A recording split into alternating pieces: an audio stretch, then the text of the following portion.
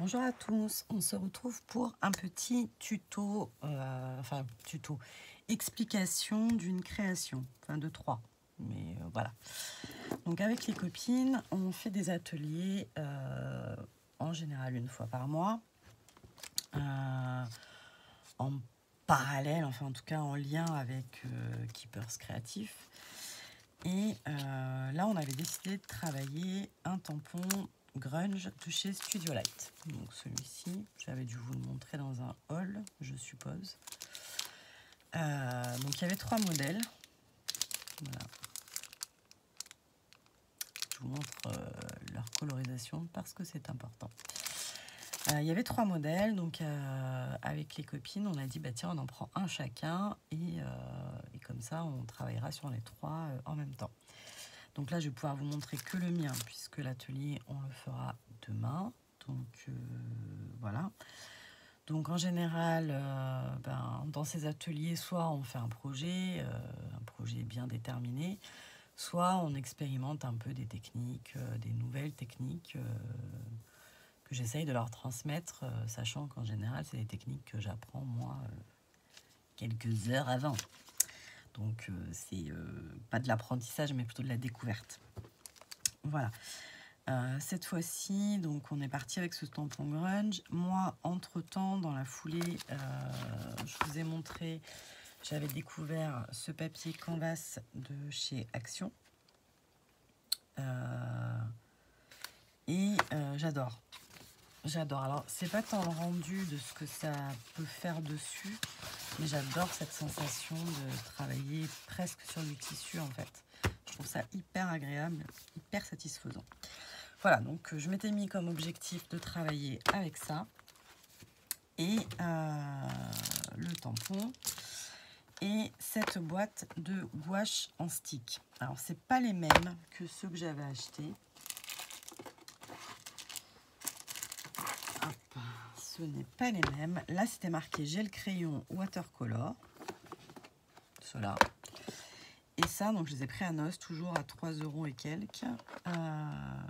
Mais ceux-là, c'était marqué gouache en stick. Donc bon, voilà. Donc je les ai pris et je me suis dit, ben voilà, je veux travailler qu'avec ça, et mon papier canvas et mon tampon. Bon, bien sûr, de la Versafine noire, mais ma Versafine est à mon avis, mais ça j'ai réalisé, c'est un grand mot, mais je veux dire, je m'en suis souciée qu'après, j'aurais dû m'en soucier avant.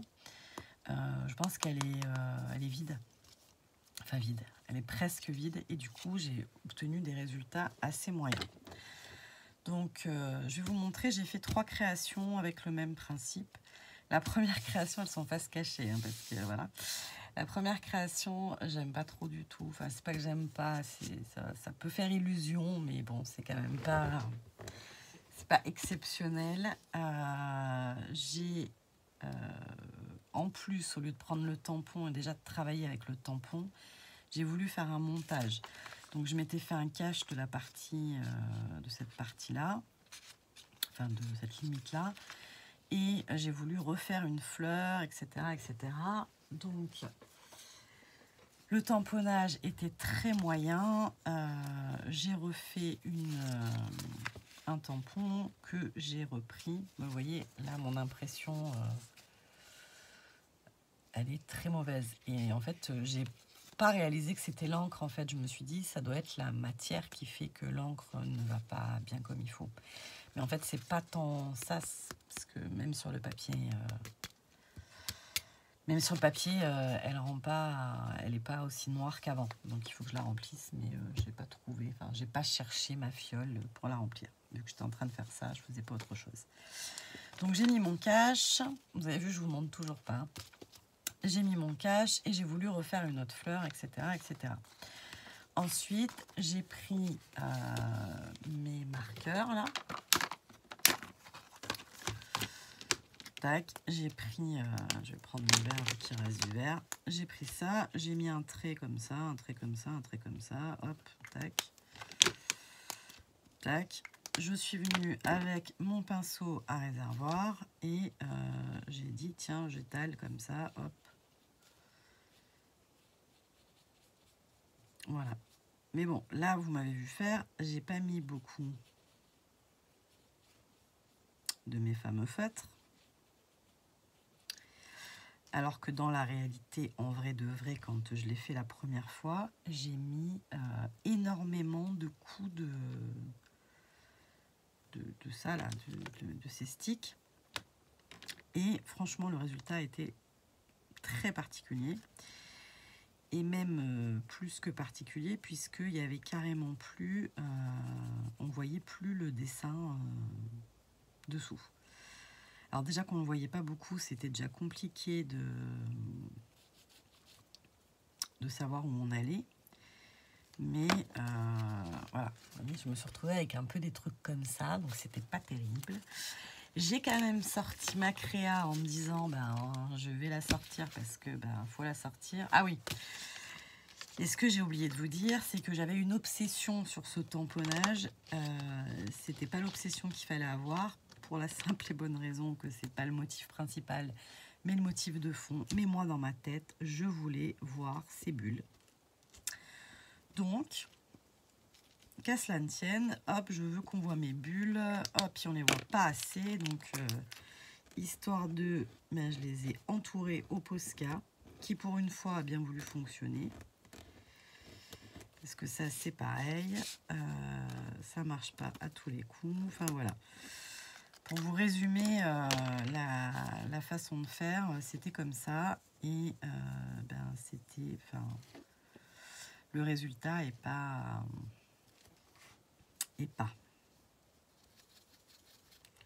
Enfin, vous allez vite comprendre. Hein, c'est que du coup, la seule chose qu'on voit sur mon truc, c'est les bulles.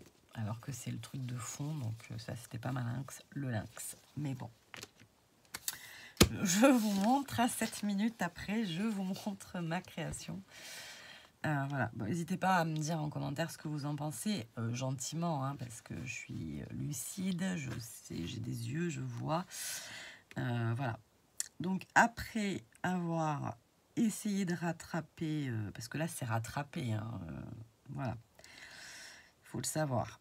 Donc, j'ai remis au final un peu de violet pour les contours, histoire de rehausser.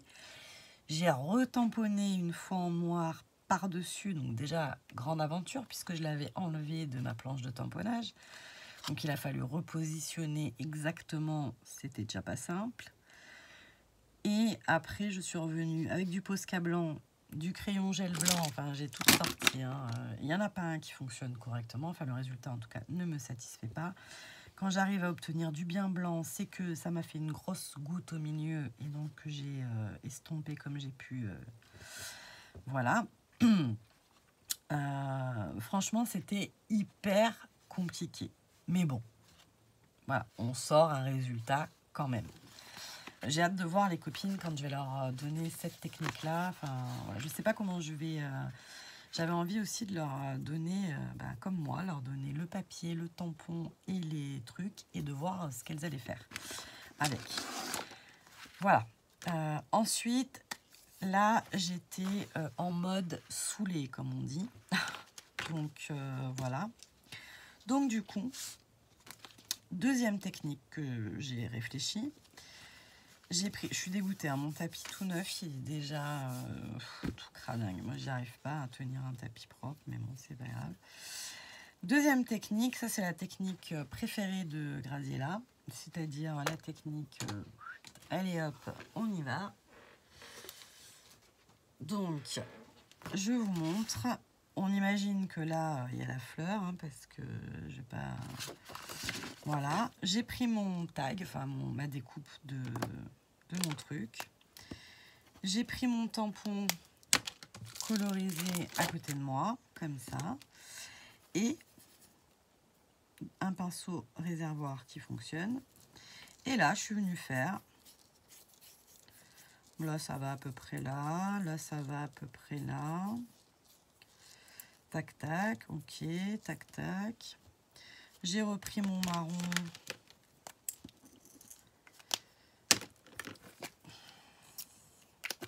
J'ai repris mon marron. Hop. Je Je suis venue faire les entre-deux.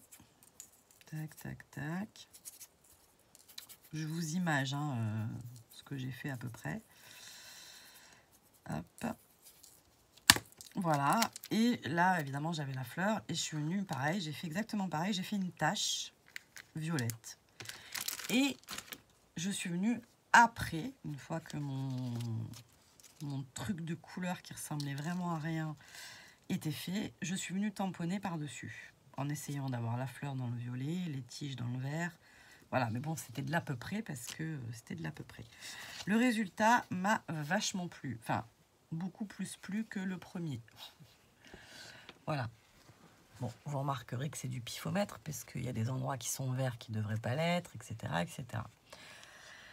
Et donc là, ça allait quand même beaucoup mieux. La fleur, elle ressemblait déjà un peu plus à une fleur. Et je suis venue avec un crayon Pablo, le noir, retracer quand même pour intensifier tous les contours de mes fleurs. Et mes petites bulles bleues qui se fondaient un peu plus dans le paysage. Voilà, donc ça c'était le deuxième essai. Et enfin, le troisième essai, celui qui me plaît le plus, c'est pour ça que je me suis arrêtée d'ailleurs. Sinon, je pense qu'on y serait encore. J'en aurais fait je sais pas combien pour arriver à quelque chose qui me plaît. Donc déjà j'ai un entre-deux au niveau du violet. Il est plus intense, mais moins intense. Pareil pour les bulles. Et j'ai changé la couleur de fond. Au lieu d'être marron comme ça, j'ai pris celui-là. Et là, alors ça, c'est un tapis de souris que j'avais acheté, je sais pas où. Et derrière, oh, c'est trop bien. Ça fait comme une ça. Voilà, donc c'est assez sympathique. Mais je sais plus où je l'avais acheté. Bref, donc... Troisième technique, je me suis dit, c'est un truc qui va pas, mon motif est pas assez mis en valeur, du coup j'arrive pas à colorier, je vois pas les limites, je vois pas ceci, je vois pas cela. Donc je me suis dit, je vais l'embosser. Donc du coup, me voilà partie avec ma poudre à embosser noir pailleté de chez Nouveau qui est très très très entamée. Je sais pas si chez vous il y en a une équivalente. Je n'ai pas pensé à regarder. Parce que ça, c'est des poudres que j'ai depuis hyper longtemps. Du coup, j'ai pris ma poudre à embosser. Mon encre, alors moi, c'est pas de la Versamark que j'utilise en ce moment, c'est de la Woo, celle que je trouve chez Keepers. Et je me suis dit, rouler jeunesse, on y va. Et là, j'ai un résultat qui me plaît trop. Voilà.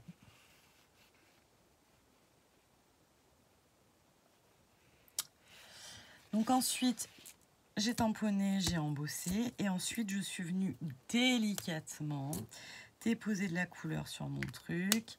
J'ai pris un pinceau, hop, et je suis venue apporter de la couleur comme ça.